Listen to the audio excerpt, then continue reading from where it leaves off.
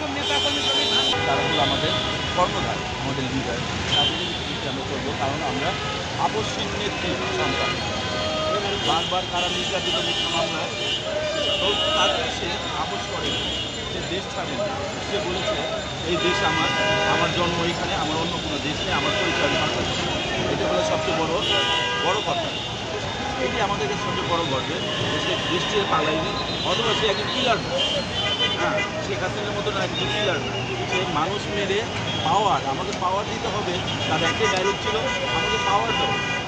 শত লোক, হাজার লোক, লক্ষ লোক মারা যায়, আমার কিছু যায় না, কিন্তু আমার পাওয়ার লাগে। এখানে ডিফারেন্স, যারা পার্টি করে, বেগম খালেদা জিয়া আর শেখ হাসিনা, শেখ হাসিনা তো দেশ থেকে পালিয়েছে, খালেদা জিয়া কিন্তু পালাই। তো যাবেও না, যায় না, তাকে যা 4 মাসের জন্য দিয়েছে, তার ছেলে বউ নাতিদের সঙ্গে, আর সবচেয়ে বড় হলো চিকিৎসার জন্য। এটাই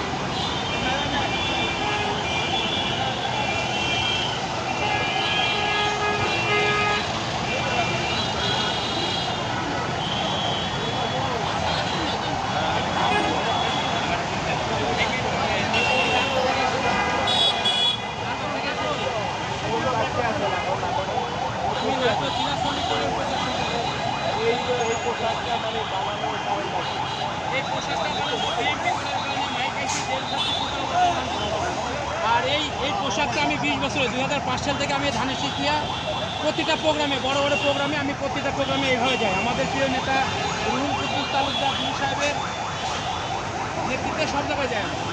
এই পোশাকটা বানাতে যে খরচ হয়েছে এটা আপনি নিজে বহন করেন? এটা আমি নিজে বহন করি। এই পোশাকটা বানাতে যে খরচ, এটা আমার নিজের জমি ধান দিয়ে, এবং আমার যারা বিএনপি করে সেসব নেতাকর্মী জমি ধান দিয়ে পোশাকটা তৈরি করে। আপনার কি কোনো মামলা আছে আপনার নামে?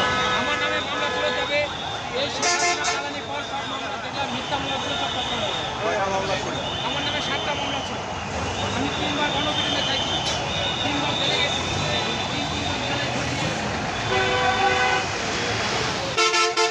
অনেক ভালো লাগছে। কারণ আমাদের প্রিয় নেত্রী বলেছে দেশের বাহিরে আমার কোনো ঠিকানা নাই, দেশের বাড়ি দেশে। আমাদের প্রিয় নেত্রী সেটা আবারও প্রমাণ করেছিল চিকিৎসা শেষে বাংলাদেশে মাটিতে ফিরে আসছে। এটাই অনেক আনন্দিত এবং দেশবাসীকে অনেক ধন্যবাদ জানাই।